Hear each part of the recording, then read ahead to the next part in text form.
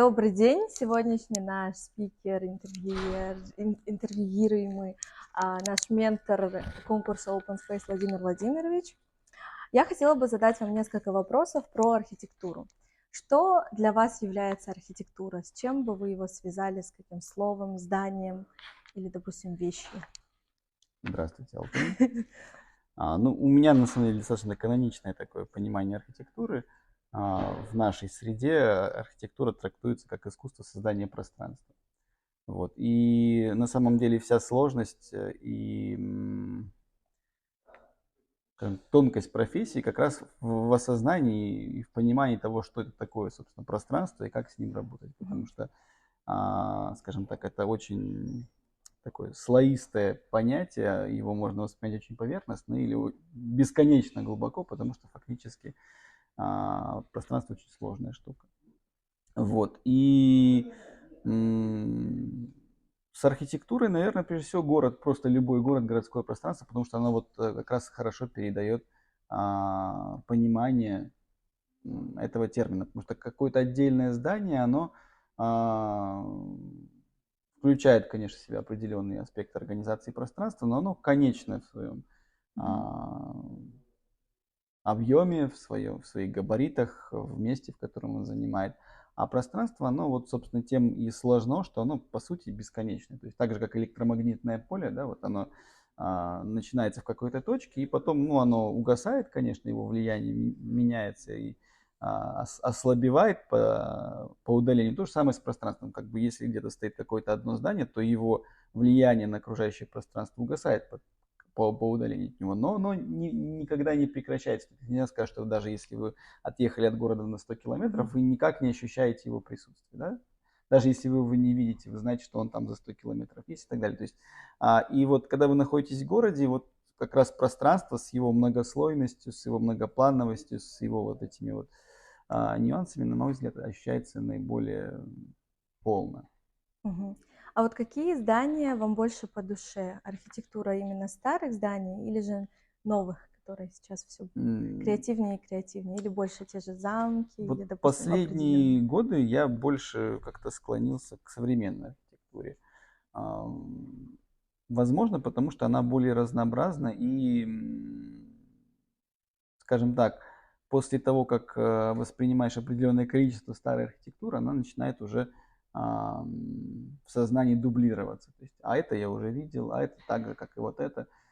И, ну, скажем так, начинаешь видеть это меньше ощущение чего-то нового, каких-то таких новых инсайтов, как это сейчас принято говорить, при восприятии. Ну, на самом деле именно вот эти вот инсайты, да, или какие-то новые впечатления дают самые яркие эмоции и так далее. Поэтому я в последнее время более склонен к современной. А вот как вы считаете, какую роль играет архитектура в развитии страны или города? Ну, как архитектор, я, конечно же, считаю, что ключевую, Ага. наверное, как любой архитектор. Если без шуток, то, мне кажется, действительно роль очень большая, потому что архитектура олицетворяет и иллюстрирует эпоху и все, что в ней происходит. И с этой точки зрения она дает людям ощущение этой эпохи. То есть, если процессы, которые происходят в государстве, в городе, в каком-то даже, может быть, конкретном районе положительные, то это видно в архитектуре, это ощущается людьми, это дает им какую-то веру в будущее и так дальше. Если наоборот, Мгм. процесс отрицательный, идет какая-то стагнация, идет какой-то, может быть, даже деструктивный развал и так дальше. Опять же, это люди ощущают, это формирует их жизнь. Это не только как бы прямой процесс, не только люди формируют архитектуру, но и архитектура формирует жизнь. Во-первых, потому что человек в ней находится постоянно, то есть это влияние, оно не прямое и не жесткое. Мгм. То есть нельзя сказать, что вот если вы пришли в определенным образом спроектированное здание, то вы будете вести себя строго определенным образом, почувствуете строго определенные эмоции и так дальше. Конечно, такого нет. Мгм. Она меняет ощущение, ну, примерно так же, как музыка, да? Мгм. То есть вот вы сидите в тихой комнате, вот вы включили музыку, не знаю, грустную, веселую. Мгм. На сколько-то процентов ваше мироощущение поменялось, да, то есть вы включили рок-н-ролл, и у вас нога начала там Да-да-да. приплясывать, вы начали чувствовать себя динамичней. Отличие архитектуры в том, что вы постоянно в одно и то же пространство приходите, и оно постоянно одинаково на вас влияет. То есть если музыку вы меняете, то пространство, в котором вы живете, в котором вы работаете, в котором вы постоянно присутствуете, оно постоянно и в одном и том же направлении воздействует на вас. Соответственно, эффект гораздо более глубокий и иногда даже незаметный для нас самих, но он очень, скажем так, важный. Фактически архитектура в итоге формирует нас. Мгм. А вот какие архитектурные достопримечательности в Казахстане, помимо Астаны, вы бы выделили? Помимо Астаны очень много всего в Казахстане интересного на самом деле. Это и историческая архитектура очень своеобразная, потому что она такая связана с кочевым образом жизни. Это вот памятники, а, скажем так, тюркского времени, Мгм. памятники, которые на Мангышлаке, например, очень много интересных могильников, интересных надгробных сооружений. А, Архитектура, скажем так, которая ближе к югу, которая связана с древними цивилизациями, ну, Туркестан и так далее, Мгм. безусловно, интересно. Интересную часть занимает советская архитектура. Как бы сейчас, может быть, а, на нее, скажем, ввиду политических аспектов иногда больше внимания обращают, иногда меньше, потому что это сейчас уже неоднозначно воспринимается. Но тем не менее занимает очень интересную часть в общем контексте. И много очень интересных объектов создано было в этот период, которые, ну, если брать, конечно, поскольку Алмата была центром Мгм. страны в этот период, то наиболее интересные сооружения многие там сосредоточены: гостиница Казахстан, не знаю, там, телецентр Хабар. Современный этап, ну, несмотря на то, что мы, как архитекторы, часто жалуемся на то, что в Казахстане недостаточно, по нашему мнению, интересной архитектуры, тем не менее, примеры, которые вдохновляют и заставляют видеть, что все-таки возможно. Хорошие проекты у нас тоже есть. Это и астанинские Мгм. интересные проекты. Вот замечательный мост, да, который недавно по Атырауский, проекту который. Асхадал, нет, в Астане построили. Атырауский Он мост, который, Атраусский, да. да. Мгм. Вот Асхада Саудова построили. Вот замечательный пример как бы современной архитектуры, который вдохновляет. И особенно вот интересно, что это разработка наших казахстанских архитекторов. Потому что для Казахстана достаточно характерно и наших архитекторов, скажем так, расстраивает, Мгм. это то, что у нас, когда речь идет о знаковой архитектуре, часто обращаются, я бы сказал, даже в основном обращаются к зарубежным архитекторам. Мгм. Это и по Астане видно, да, то есть тут Норман Фостер да, проектирует и так дальше, какие-то знаковые сооружения. А, казахстанские архитекторы в основном занимаются какими-то такими более типовыми объектами. Вот, Мгм. и это немножко расстраивает, да.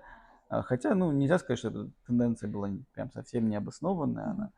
Она, скажем так, для девелоперов связана с тем, что они видят результаты действия зарубежных архитекторов, видят, что у них лучше получается, и им, ну, уже, скажем так, не хочется разбираться, а почему. Да, Мгм. они просто как бы, вот эти люди делают лучше, вот мы с ними и будем работать. Вот.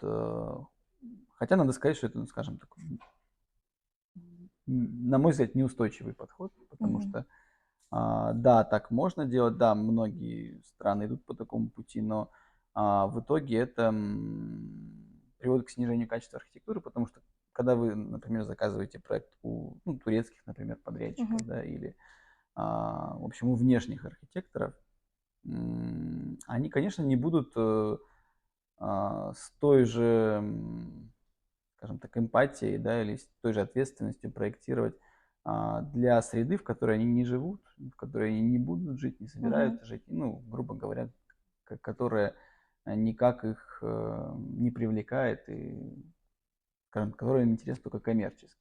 Мгм. Вот, например, в этом смысле характерен пример вот аэропорта, который в Алмате старый. Мгм.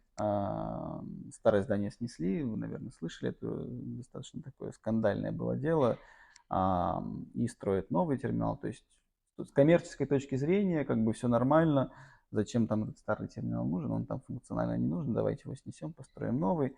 А с исторической точки зрения, вот как раз мы говорили о том, как влияет архитектура на людей, вот такие вещи как раз очень сильно влияют. Когда вы видите, что старые ценности уничтожаются, а на месте них строится что-то новое, которое, ну, как бы еще не имеет, тем более, что там, ну, строится типовой объект, по сути, то есть там Мгм. не какой-то уникальный объект они строят, ну, типовой терминал, чисто функциональный для аэропорта.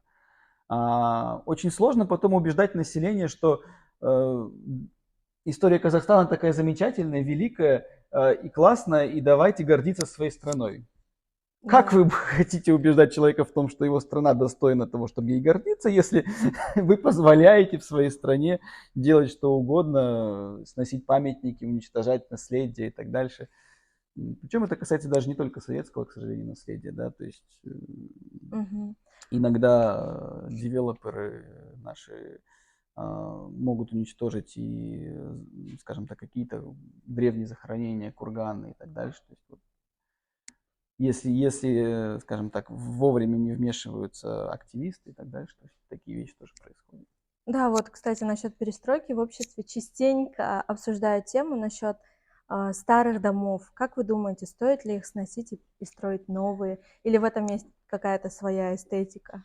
Нужно рассматривать в каждом конкретном случае, Мгм. а, потому что тут, конечно, вопрос тоже неоднозначный. С одной стороны, общество всегда против любых нововведений. В целом, общество всегда консервативное.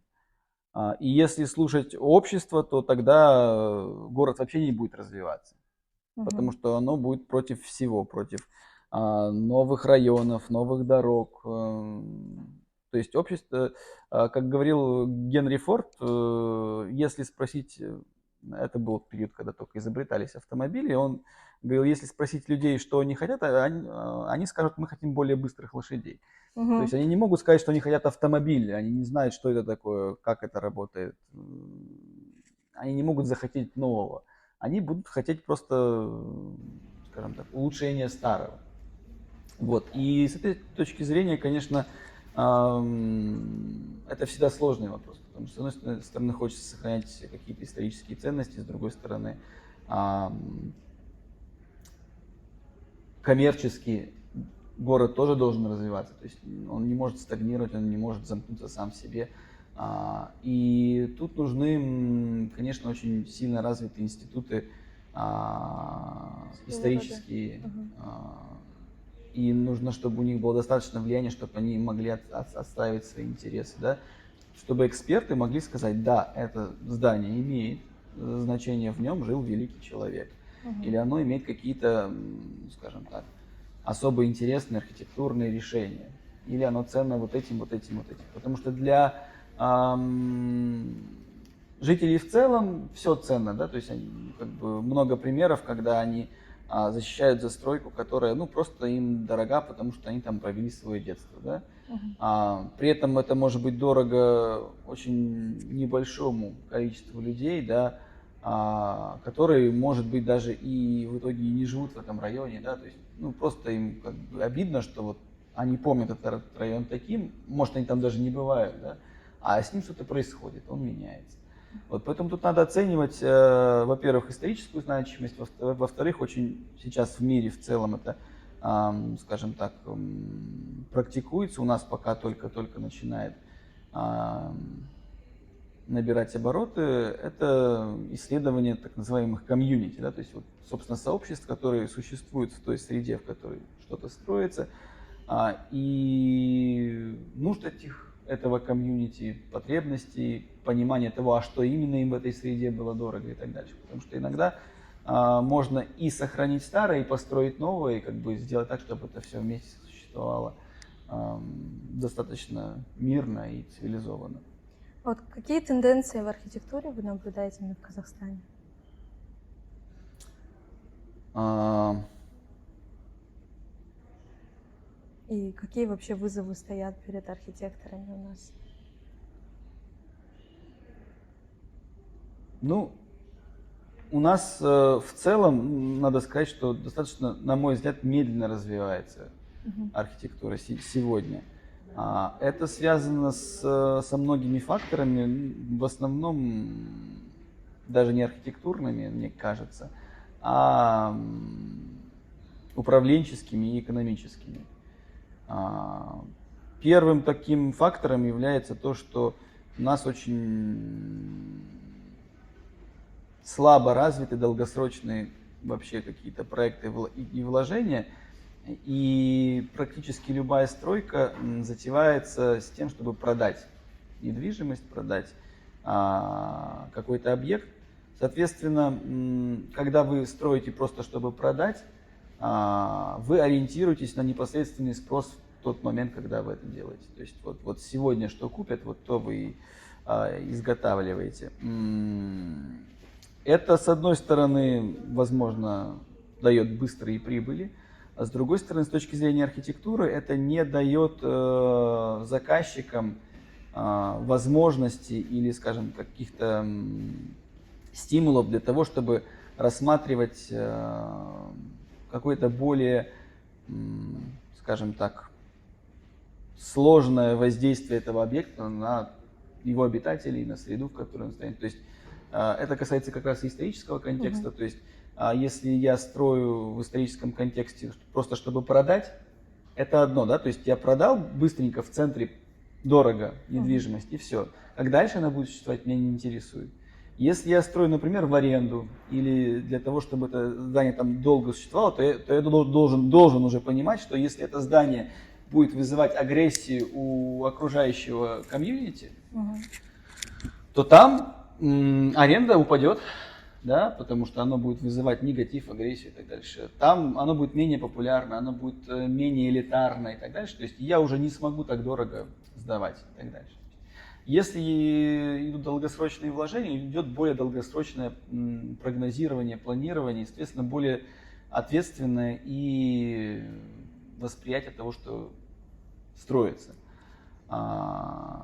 И вот из-за того, что у нас процент таких долгосрочных проектов относительно низкий, интересных проектов относительно мало. Мгм. Вот. И развивается все, на мой взгляд, немножко сложно. Развивается в основном за счет энтузиастов, то есть тех людей, которые как бы готовы вне как бы коммерческих каких-то отношений и даже, скажем так, в убыток себе что-то делать и так дальше. Это вторая проблема, то есть институт меценатства у нас пока тоже только развивается, но есть как бы положительные сдвиги, то есть я не могу, сложно назвать это трендами, да, потому что это Мгм. пока только вот вы спросили, какие тренды, а каких-то таких вот прям мощных трендов сложно обозначить, но какие-то вот первые шаги есть. Например, ну, если говорить про Алмату, вот реконструкция ботанического сада, да, то есть это Мгм. не государственные инвестиции, это инвестиции частные, да, это вот как раз это меценатство. И проект сделан на хорошем уровне, приличном, да, и так далее. Сейчас строится музей современных искусств и так дальше. То есть вот такие вот первые примеры того, как люди просто вкладывают свои деньги для того, чтобы, ну, грубо говоря, увековечить свое имя, да, начинаются, это здорово. Вот это как бы как раз то, что позволяет надеяться на то, что в Казахстане появится интересная архитектура, потому что, на мой взгляд, она появляется именно так. Мгм. Когда у людей появляется достаточно тщеславия и, скажем так, такого желания увековечиться, Мгм. что они согласны или, скажем так, готовы вкладывать в это там, миллиарды тенге, может быть, даже долларов и так дальше. Мгм. Вот. Ну, то есть вот одно такое хорошее направление это развитие вот, меценатства и таких частных проектов. Потихоньку внедряются новые технологии. Опять же, медленно, но начинается производство местных материалов. Это очень большая проблема для казахстанской архитектуры. У нас очень мало локальных местных производств по материалам. Более того, потому что местные материалы, значит, дешевые материалы. Дешевые материалы, значит, скажем так, если мы можем одни и те же материалы купить дешевле, мы можем более качественные какие-то решения предложить.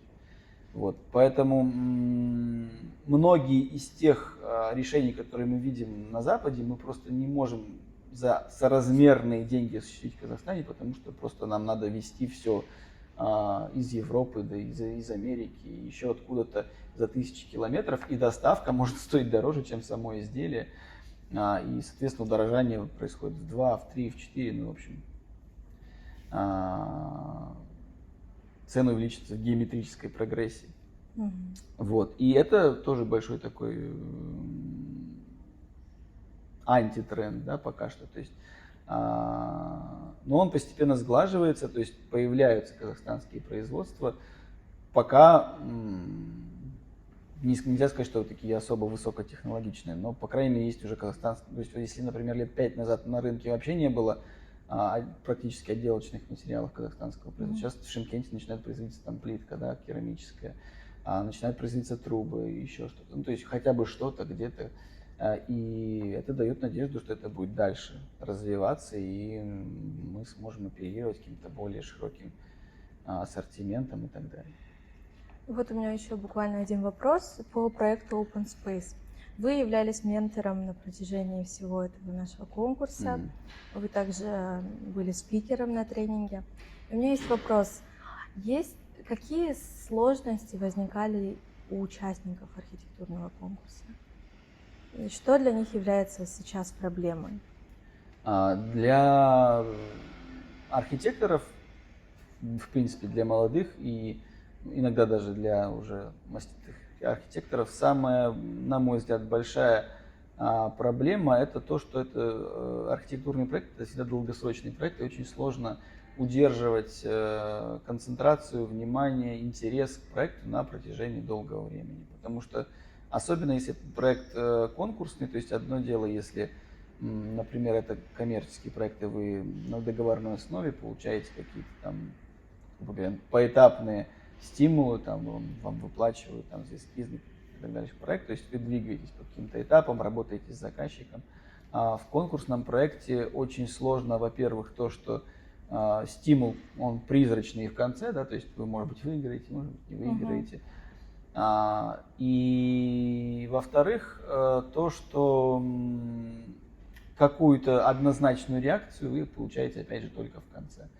То есть до самого конца вам не скажут, лучше ваш проект или не лучше. То есть если при работе с заказчиком это, скажем так, происходит постепенно, в ходе работы и так далее, то здесь нет. И вот это вот очень сложно при работе с конкурсными проектами, особенно с архитектурным, то есть поддерживать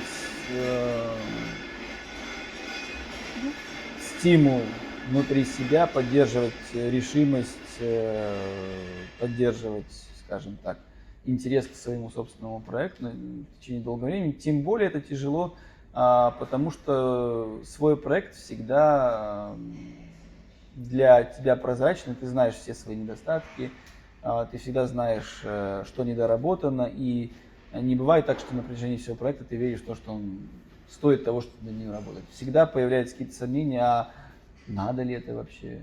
А зачем я работаю над вот этим вот, если оно, ну, может быть, и не очень даже, да? И вот такие как бы творческие сомнения на длительном промежутке времени вырастают в достаточно приличный ком, с которым нужно учиться справляться. Вот, наверное, это вызвало то, что многие участники, например, у нас, начиная с первого тура, отсеялись, да, то есть не выдержав, да, этого долгого. Теряется мотивация, да?